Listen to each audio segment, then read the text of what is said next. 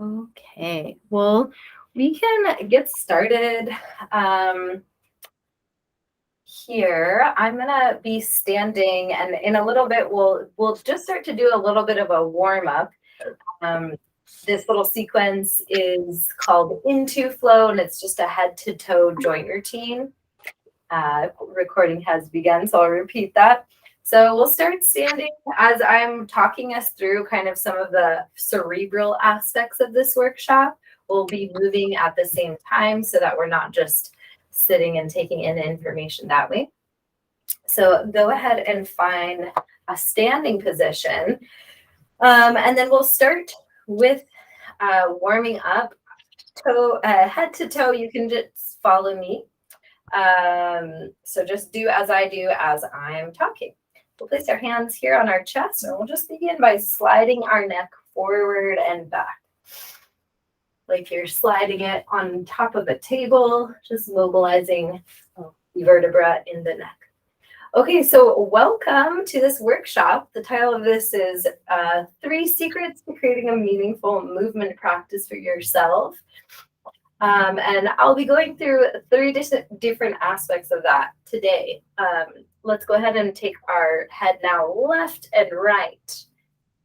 Nice. And so it's kind of tricky. Rather than like tilting the head, we're more gliding it side to side. Yes. So the 3, so I'll introduce myself. My name's Robin, and I've been moving and teaching yoga and dance for the past 11 years, and recently have started teaching and getting really into training with this guy, Steel Mace.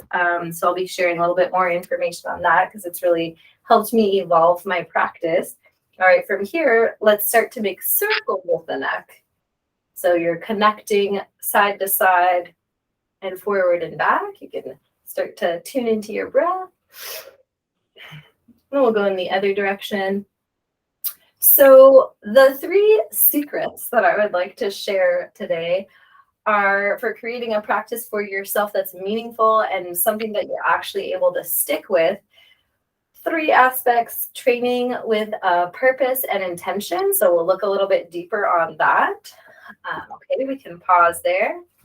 Now with the neck, we can go side to side. So bringing the ear to one shoulder and then to the other. You can soften the knees so the weight, your body is catching the weight of your head.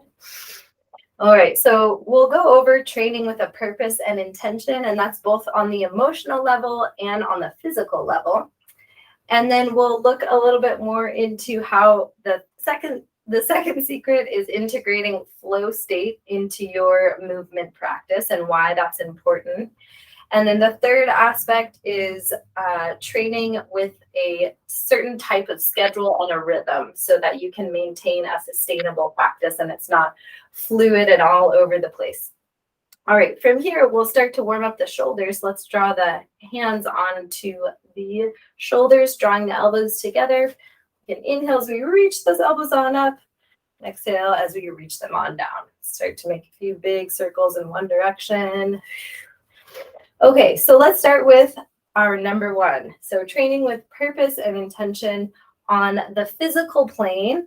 We're looking at if we can start to identify places in our movement. Let's start to go circles in the other way.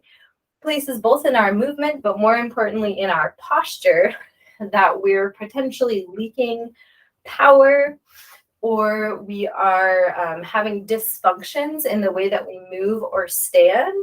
That's a great way to know where we can start to work in our physical practice. So from here, we can bring those arms out to the sides, and then we'll lift one shoulder up towards the sky, and then rotate it inward as you look towards that other hand. Should feel sensation down at the top of the shoulder, and then we'll reach it back on up, set it down, and twist the other way like you're wringing out a towel. Just go back and forth a few times. All right, so training with our physical purpose, if we're able to start to identify different things like, and I can help people discover this kind of thing for you.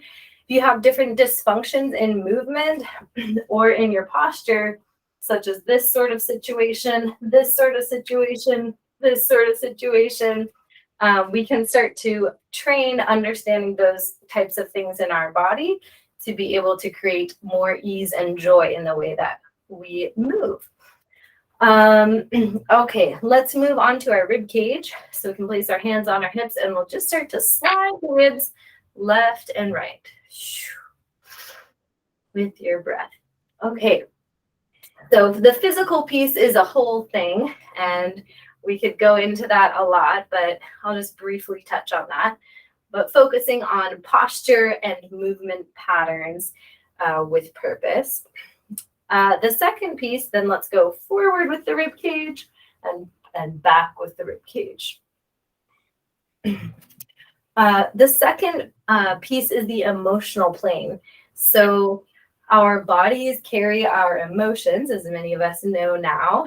And when we experience things in our lives, stressors, traumas, really anything, it gets trapped in our musculature system, in our fascia, in all sorts of ways. Okay, now we'll make big circles with our rib cage. And all these little stressors and emotions can start to create tensions, micro tensions in the body.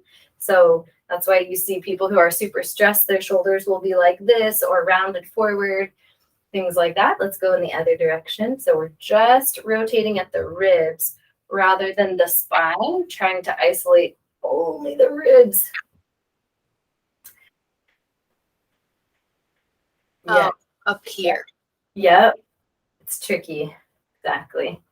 So if we can start to identify where in our body we hold our emotional patterns, we can, I'll be working us through a little formula of how we can use our movement to tackle some of the emotional stuff that's going on inside of ourselves.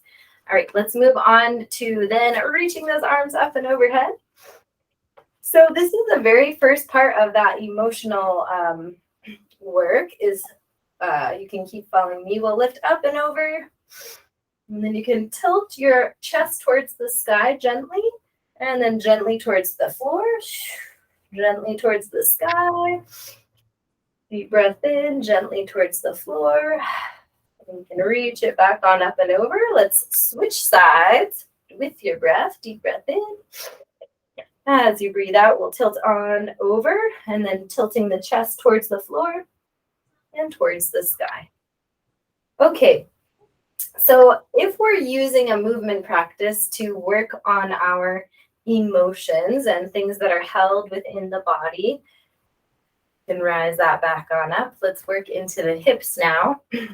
We'll be pushing the hips to the left and pushing the hips to the right, side to side.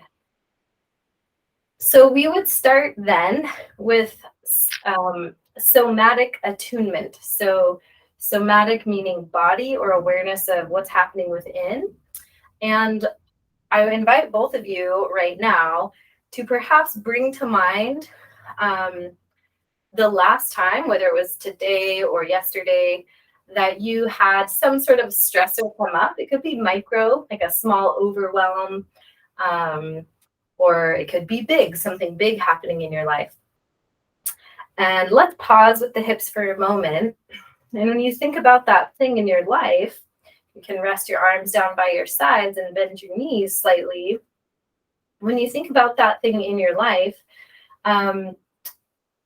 trying to attune and listen a little bit deeper to find out where inside of your body perhaps does sensation arise when you think about that emotion or stressful situation or thought. You can take just a second and perhaps tune into the common places are the belly or the heart or the throat. And it's okay if nothing comes to mind right now. You can use this process later too. And you might notice different sensations arise. So like a feeling of butterflies in the stomach or a tightening of the throat, things like this. So if you're cultivating your own sort of practice utilizing this sort of rhythm, let's go back into our movement now. We'll reach one knee on up towards the sky and then rotate it out. And then we'll rotate it on in. So you're internally rotating the hip joint and external. So the first part of this little formula would then be to start to identify, okay, what's the thought that I'm having right now that's not serving me or in this situation? And where in my body am I feeling it as you're warming up in your movement practice? So this is our priming phase of movement. All right, let's switch sides to the other leg. And you would just take your time to start to become aware of where in your body does that live, and sensing what is the thought that I'm believing or feeling that you want to work to transform. Okay, does this make sense? Okay, cool. And so kind of the theory or science behind that understanding is that in our nervous systems, we have our fight or flight nervous system over here, sympathetic, and then our parasympathetic nervous system over here. And when we're in our fight or flight system, we kind of follow this little wave, which is called an arousal cycle. It's a lot of information I'm kind of splurting at you, apologize.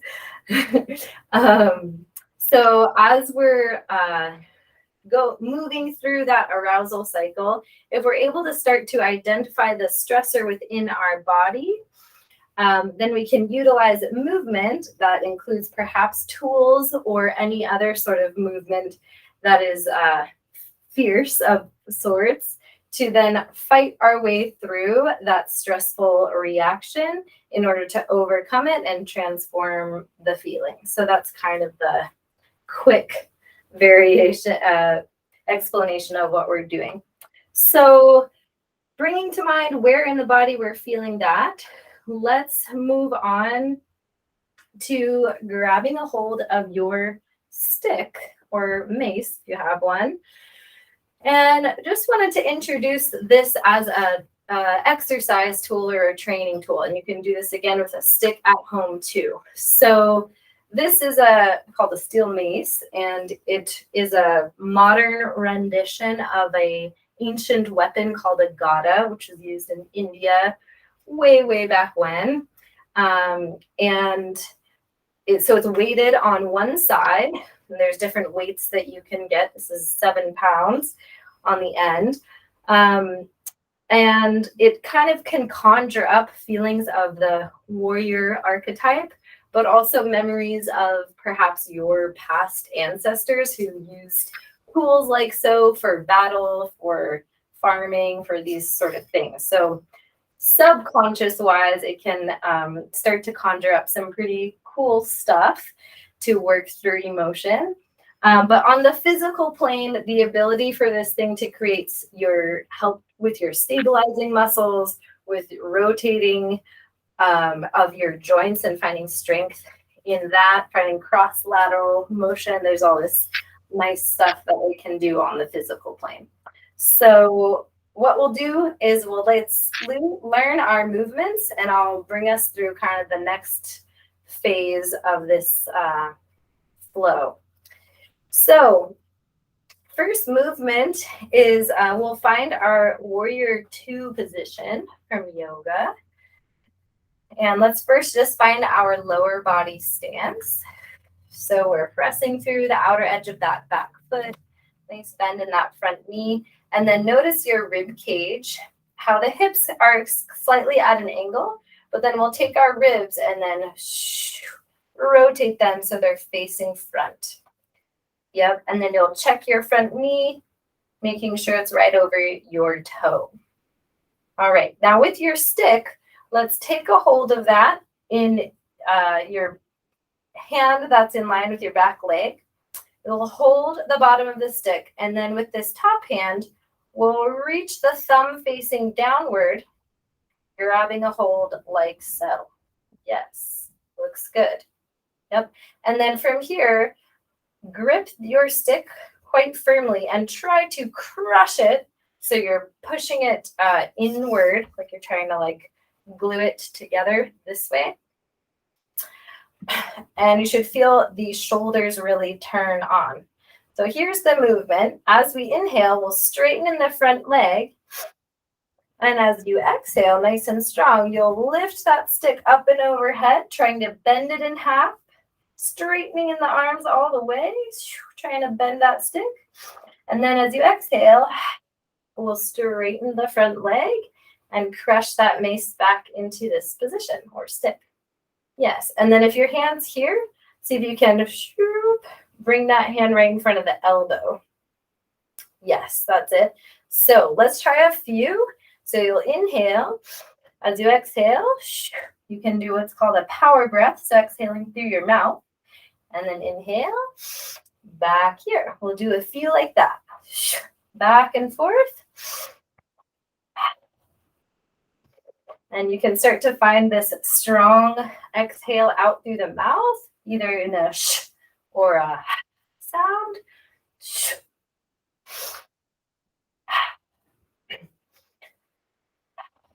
Yes.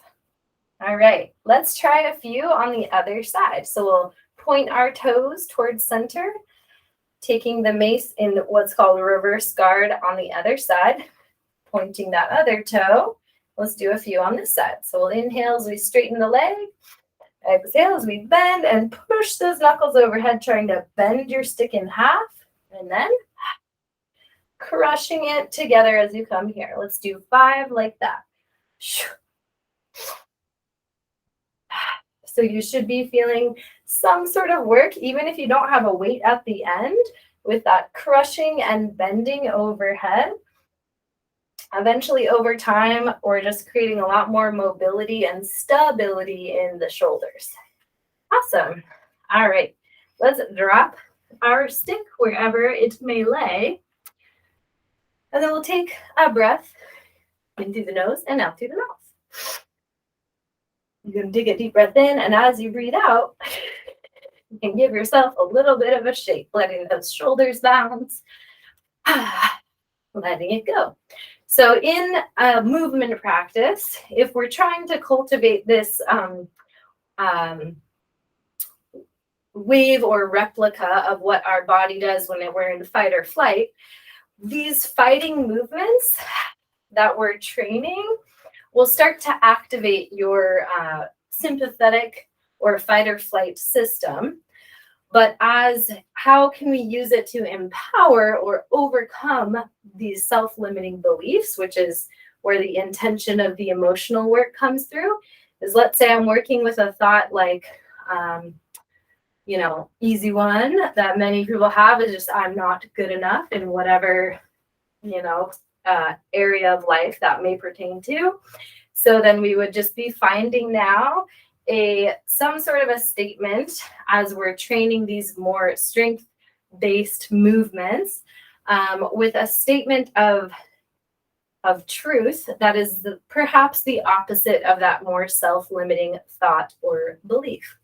And we're not quite going for like an affirmation that is not believable to you. So if you say something to yourself and you don't really believe that it's true, try to find a statement that you really do feel you can find the truth in it.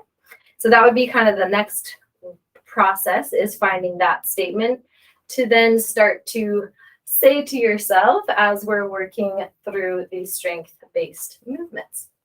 Okay, so let's learn the second movement.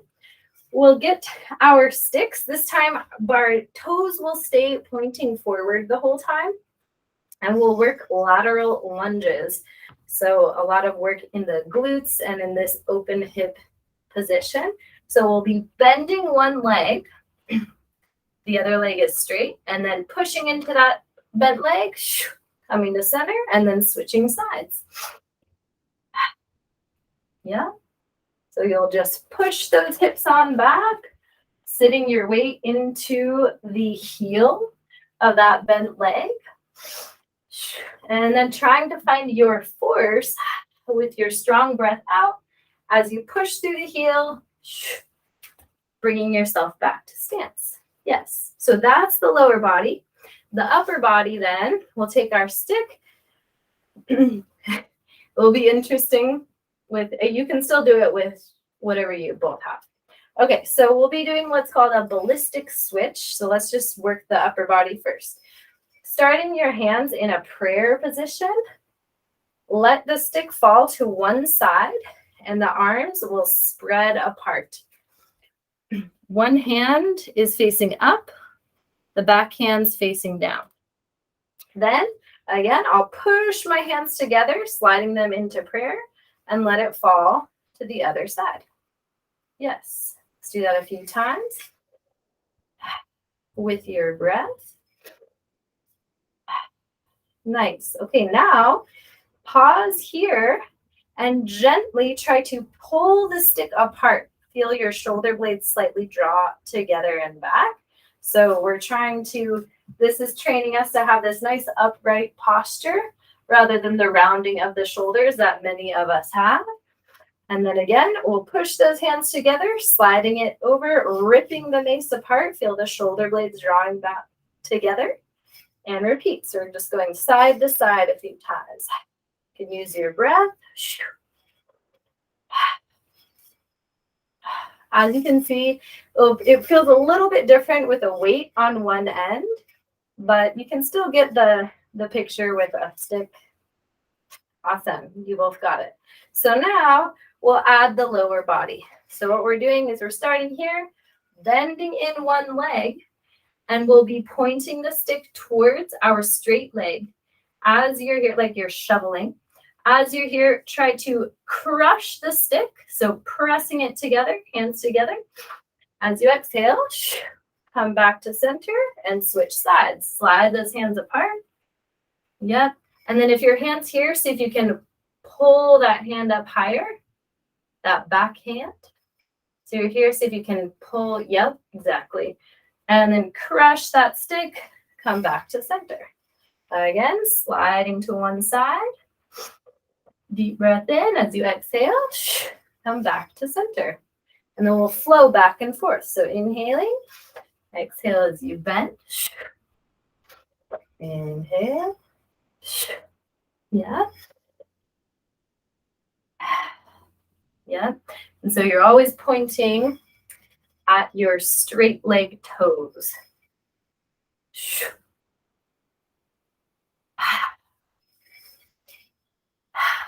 Yep, and then you're finding some sort of a rhythm with your breath. Sliding those hands away. Yep, and then sliding them together. Awesome. All right, set those feet together, then set them a sort of stick on down. We'll take a deep breath in. You can hold your breath at the top, feeling your heart beating, and then letting it go, shaking it on out. Awesome.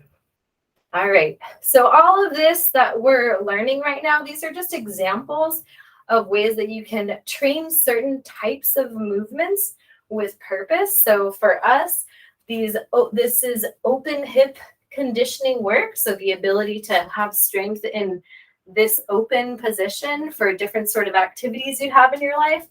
Also with our arms, we're training the shoulder mobility and all sorts of different things. All right, so final movement we'll do today is a warrior two switch. So for this one, with the lower body, our toes will come from warrior two in one side. We'll straighten the leg, point both toes center, and then switching warrior two on the other side. So we'll go back and forth a few times. Yeah, and then watch those ribs. Notice that they want to twist. See if you can keep them facing forward. So we're bending, straightening, toes face forward, switching sides. Yes. All right. So let's see what that looks like with this guy. So as we're in our warrior two stance from yoga, one of our hands will be either here, or you guys don't have a weight, so you can come here with that straight arm in front of you. So whichever leg is bent in the front, that arm is holding the stick. Yeah, and then we'll switch it behind our back like so. So as you straighten the front leg, let's reach the stick like you're placing it into your backpack behind your back.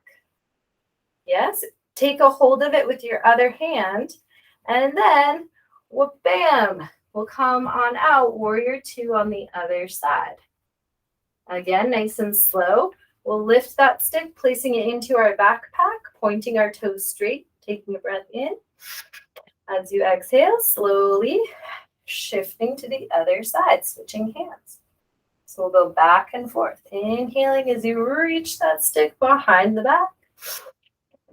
Deep breath in, exhaling. Yes, as you reach that stick in front. We'll go back and forth a few times. Once you understand the mechanics of the movement and it makes sense, then you can even pick up the pace a little bit if it makes sense for you. Using that nice, strong breath. So exhaling every time you bend that knee.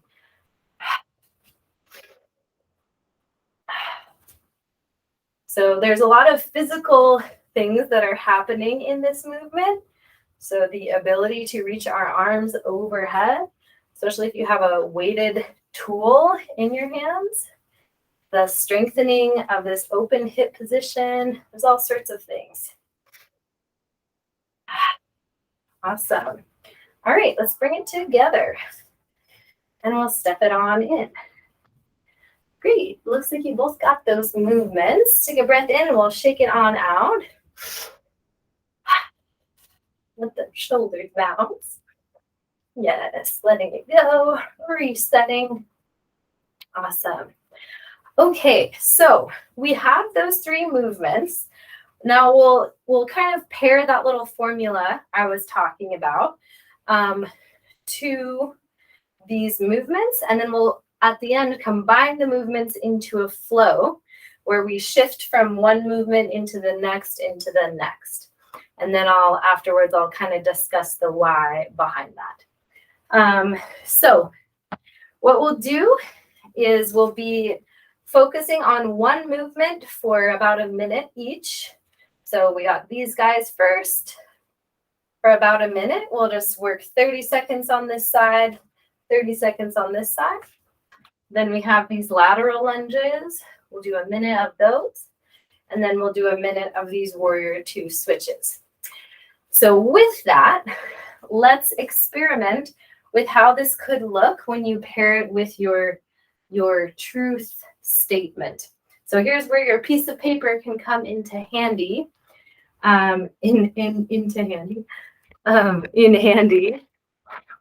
Whatever, my vocabulary today. Is let's just try it out where we would bring to mind perhaps one thought that you know that comes to mind for you often that you struggle with or limits you in some way. And if nothing is coming to you today, that's okay too. You can just create your own statement out of whatever you want to empower in your life right now. But let's write down perhaps one thing you're working on and where it lives in your body. So either posture-wise, do you notice that it affects your shoulders, your belly, your hips, or where you feel it somatically?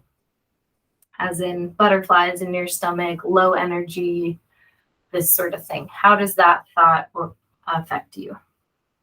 Write that down.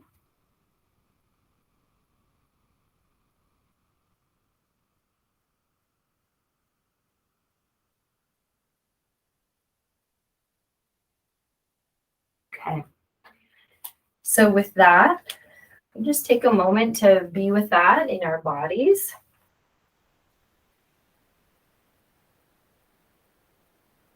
We can take a few breaths, feeling into where that lives inside of us.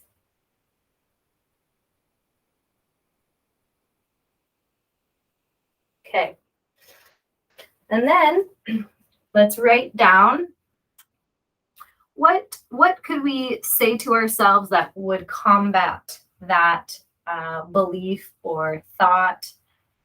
What's a statement that we could say to ourselves that we know is true? We can feel the truth in it that is much more empowering than the one that we're trying to shift. And something pretty brief and easy to say to yourself. Or it can be a whole sentence, that works too. You can write that out nice and clear.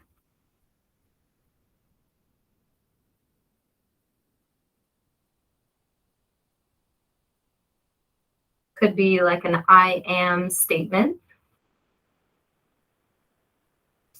Okay.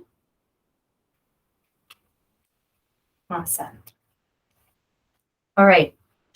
So with that statement, we would then use that in our small circuit that we are about to do.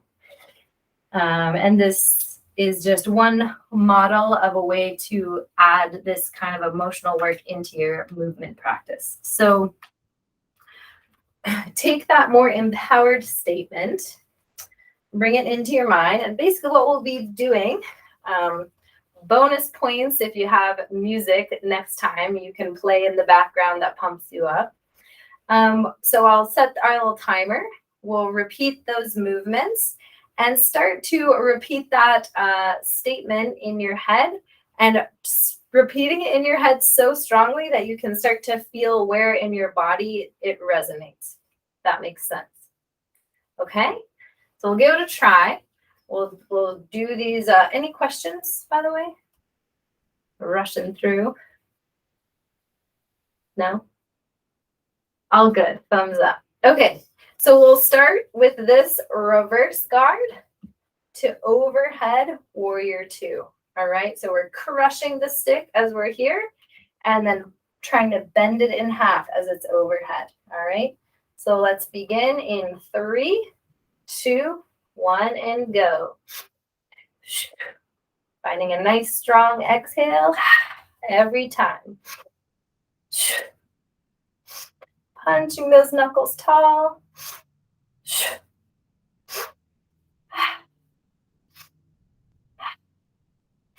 Finding that statement inside.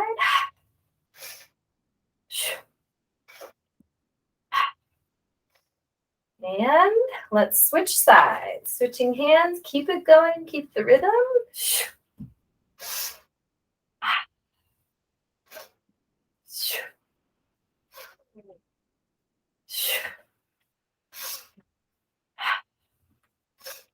Yes.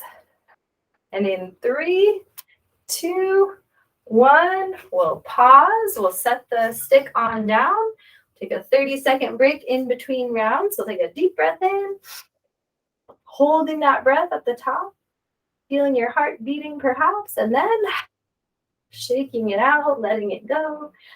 And these shake it rounds are aiming to set us back into our parasympathetic state so we can rest and digest and start to train our bodies to be able to quickly go from fight or flight into parasympathetic. So we can start to purposely train that in our movement practice, and then it can correlate into our lives. All right, so let's draw that stick on together and we'll do those lateral lunges. Alrighty, so as you're here, let's draw the shoulder blades together. Take a breath in and then letting the stick fall, pointing towards that straight leg, coming back to center and switching sides. Yeah. Every time you're pointing that stick towards the straight leg, try to crush it together.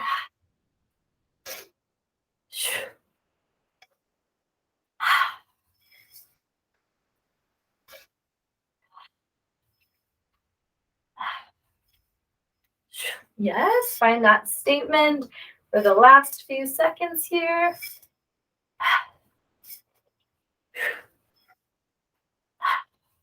In 3, 2, 1, and then we'll rest. Take a breath on in, and we'll shake it on out.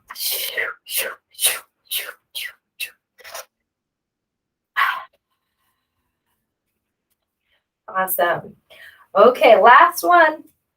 We have those switches from side to side. All right, so here we go. We'll start in that warrior 2. And again, we're finding that statement and cultivating new sensations inside. Here we go. And begin. We're reaching it into our backpack, switching grips, and switching sides. Yes. Exactly. You can imagine you're like in between a toaster slot, and you're trying to stay in between those 2 walls in front and in back of you. So you're staying in this plane. Using a strong breath, cultivating that more warrior-like spirit. And 3, 2, 1, we'll rest. That stick on down, we'll shake it on out.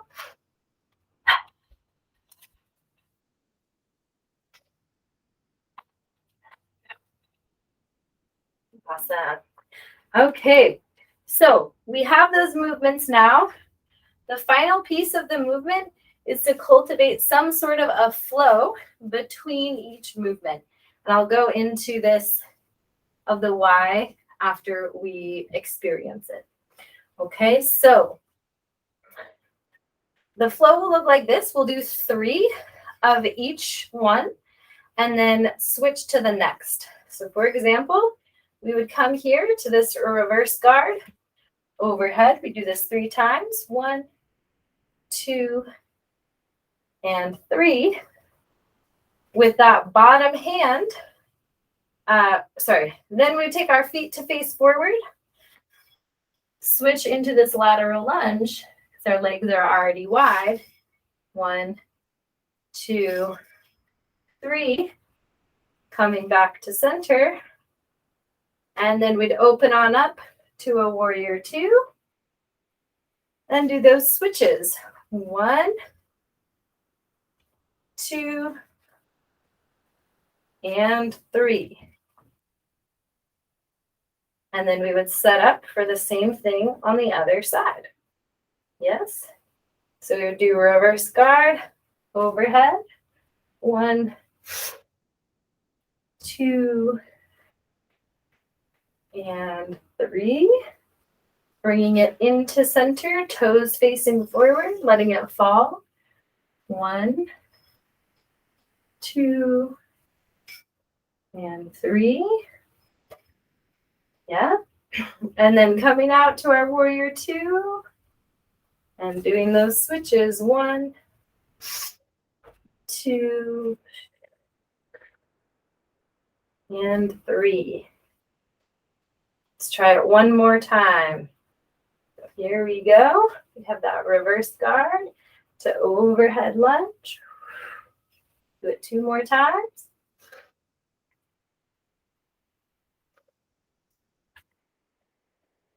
Letting it fall.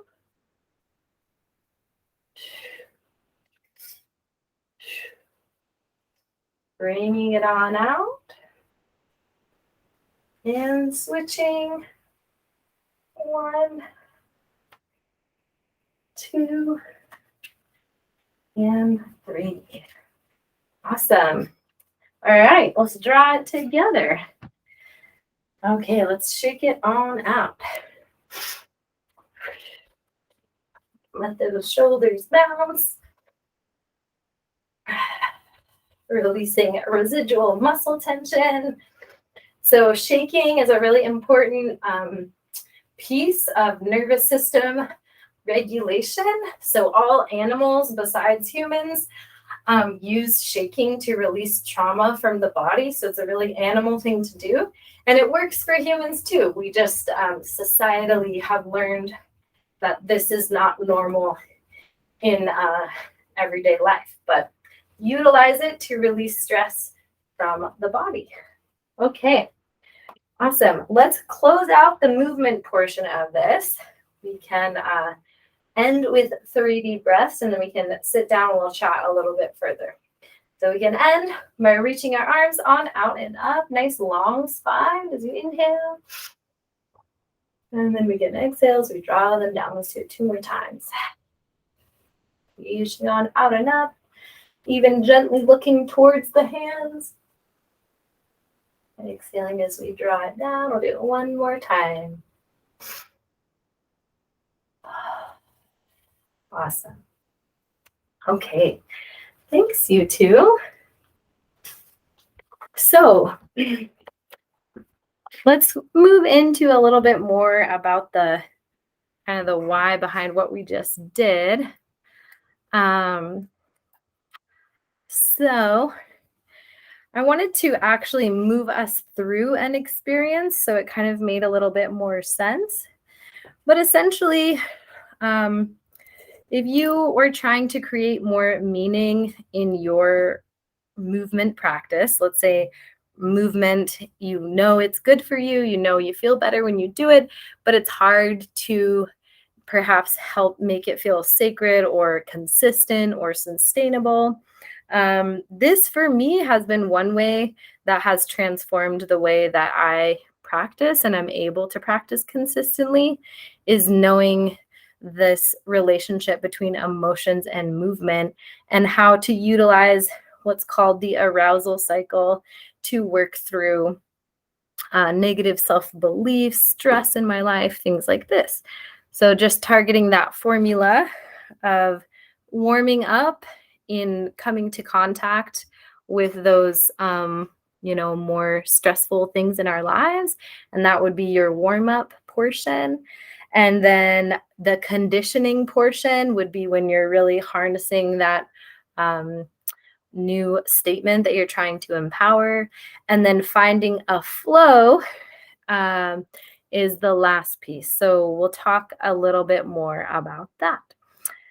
So one of my second secrets is cultivating movements that cultivate flow state. And so flow state is being talked about all over these days, of just a way of being where you're hyper-focused, where action and awareness merge into one. You feel completely in control of the outcome, and your whole being is involved. And so perhaps you can think of times in your life of things that bring you into flow state. So whether that's dance, or if you're a biker, if you're a snowboarder, things like this, art, whatever it is for you. And just bringing into mind, what does that do in your neurochemistry? How do you feel when you're in that state? So why would it be important to find movement that cultivate that? Well, the main piece is finding intrinsic motivation to get you to show up to your practice. So it's a lot easier to motivate yourself when you have something within that you know you want to actually go to. So that's one reason. And the next one is just emotional regulation. So there's a lot of dopamine that's able to produce when we're in a flow state. So you can start to, whether it's steel mace for me is and dance, those are my 2 ways of cultivating flow state.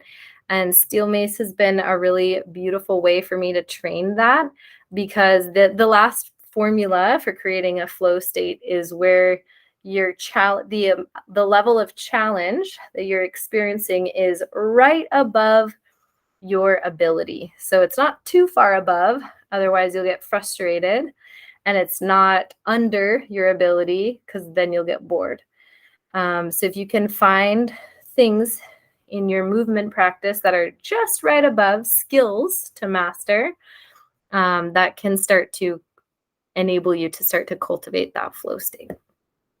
All right, that's secret number 2.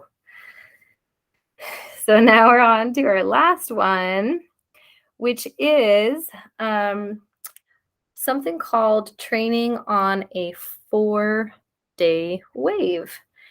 And what this is a style of how to schedule your personal movement practice. So when I've talked to people about what's like the things that really hold them back from movement practice of cultivating fitness or whatever it is that they're looking for in their life, one is motivation and two is time management. And for me, this kind of combats both of them. So I wanted to kind of go into a little bit about what the 4-day wave is and how you can start to experiment with it in your own life if you're interested. So essentially, it follows, as it sounds, a wave-like pattern. And this style of training, I guess, is used by like firefighters and Navy people and people who have high intensity jobs. They use this style of training to help their nervous system be able to handle the amount of stress they're putting on their bodies. Okay, so how it works is you would start your week, and it could start on any day. Maybe your workout week starts on a Wednesday, but it could start on a Monday. It would start on a no intensity movement day. So things like yoga, slow walks, massage, joint mobility routines, things like this. The second day, your practice would then start to ramp up just a little bit into a low intensity. So maybe things like similar things, yoga, mobility routines, whatever movement you're practicing. And then the third day, it would ramp up to a moderate intensity practice. So this is when then you would start to train your flow state activities, your strength training, your skill-based movement training. Following your moderate intensity day, it would peak at the very top of the wave at a high intensity day. So that high intensity would be similar to the day before, except for you're getting your heart rate up even more. Perhaps you're increasing weight in whatever sort of movement you're practicing. And the most important part is after that high intensity day, you would drop back down to a no or a low intensity day. Just like a wave in the ocean, it crashes and it needs time to reset. So then you would repeat that wave. I mean, there's obviously not 8 days in a week, so you could, kind of play with it. It might be like low, no, low mod, high, no, mod, that kind of thing. And then it would just kind of keep going. And this for me has been super transformative in being able to consistently stick to a practice that feels purposeful. I personally am not motivated by going to the gym 5 days a week or like doing things every other day. It never really worked for me. So this way of kind of looking at it is that okay, Tuesday and Wednesdays are my more mod high intensity movement days. So I'm going to commit to those things. And the most important part is then on those no and low days, I'm working on resetting my nervous system, recovering my muscles, these sort of things. And lastly, I'll just say for anyone that deals with injuries quite often, I used to go crazy on the dance floor, and then the next day I would do nothing, and then the next day I would go crazy again, and it was just there was no consistency in my movement practice, and so I was getting hurt all the time. But now this way of training, it's really geared for your hormone balance and nervous system control, essentially. So it's an intelligent way of structuring movement and scheduling it into your life. So that is my final bit to share. And now I can open it on up to having a little bit more of a dialogue about any of that. If you guys want to unmute and ask any questions, feel free.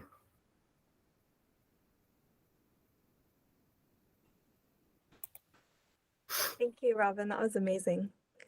Oh, nice. I'm glad you enjoyed. It makes Yeah. sense. Yeah, I feel like I've been going through a lot emotionally. That just really helped me. Yes. Oh, I'm Yeah. so glad. Mhm. Yeah, that was great. So I'm in EMDR therapy. And a lot of this is very similar to a lot of the somatic things, and then also just the thought processes and the competing with negative self-talk and things like that. That's Mm. a lot of what I work on kind of on a weekly basis. Mm. And I had never really thought about building it into like the physical movement that I do. I'm curious about, so like completely weird. I was trying to think about things that actually got me into flow states. Yeah. So yoga is one, running is one, but also one of the things that does that for me is scuba, like scuba diving.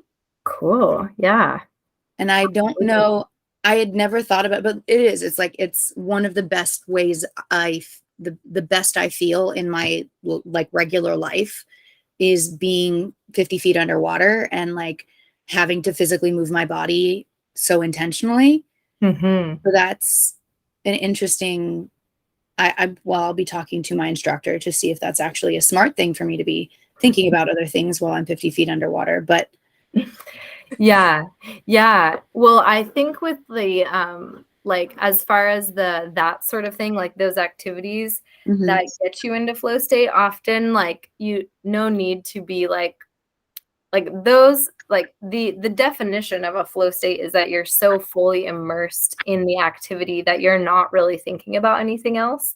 Yeah. And so with the movement practice that we excuse me, that we just did, and the kind of retraining of the thought pattern, that place comes more in your like conditioning round of movement. So if we were to write out like a structure of a practice, it would be like you prime what you're about to do in your movement practice, or in scuba diving, maybe you do like certain stretches or breathing techniques to prepare for scuba diving. I don't know if you do, but you could. And then your conditioning practice, where you're like really training the muscles needed or the movements needed to achieve the flow that you're about to do. And that conditioning portion is where you could then, implant that thought process, because that, like, it does take a little bit more mental effort to keep consistently saying something to yourself. Yeah. But then after the condition portion, then comes your flow experience. So yeah, on those scuba dive days, maybe it wouldn't make sense, but you can still like work with whatever it is you're trying to transform on the days that you don't scuba dive, and then use the flow state experience to just harness in your higher self, or the person that you're aiming to be. It's where flow state kind of can help us. Cool. Yeah, that makes sense. It's really awesome. You're a scuba diver. Yeah, it's a lot of fun. Yeah, I'm scared to do that, but I've always wanted to try. I grew up in Florida, so it was just, it's so much easier to learn in tropical waters, and Oh my it's God, yeah. less daunting. So yeah, I had to relearn how to do a lot of things when I moved here, because there's so much more gear. So I bet. Yeah. yeah, but it's great. I love it. I'm now just trying to get into more activities like movement that are a little more accessible on a regular basis. Yeah. Yeah. So part of this workshop too, just wanted to introduce that starting. So I teach people this steel mace stuff in a variety of different contexts and settings. But in September, I'm starting my next round of a 3-month program. And basically, we can go more into detail about it later, but we cover a lot of what I just talked about in this workshop, plus we go into a lot more depth and actually train these movements 3 to 4 times a week. And along with all sorts of other things. So just wanted to put that out there, an invitation to either of you and anyone watching this recording, if you see it, that is coming up. So just give you a little taste of what it could feel like in your body. Cool. Athena, did you have any questions or anything that came up for you? Yeah, I just really like the movements with the It felt good in your body. with the statements, Yes, cool. like really powerful. Yeah, I felt the instinctual like power. Yes. Yeah, training with the tools, it's pretty epic. Nice. Yeah, for sure. Yeah. Great. Well, Sarah, if you can follow me on Facebook or Instagram, and you can see like kind of more of my offerings in the future. If you ever want to try out a class or just talk to me about anything, it would be great to see you around and learn more about you too. Thanks so much for coming. Cool. Yeah, Thank you for Yeah. doing the class. This was absolutely. Yeah. Good. Yeah. And take the information and run with it. You can then, if you want to make up more movements or take some of mine that you've seen in different things and start to play with this process on your own, it's really worked for me to overcome a lot of different things. So yeah. awesome. Yeah. Beautiful. Well, that is a wrap for our workshop. We can end, I like to end workshops with a fun little way where basically we'll be clapping on our knees, boom, boom, clap, and then whoo up towards the sky. Ready? Here we go. 1, 2, 3. Woo! Awesome. Awesome. Okay, you Thank two you. have a beautiful night and have fun at Burning Man. Thank you. Yeah, it's going to be great. Yeah. Yes. Thanks.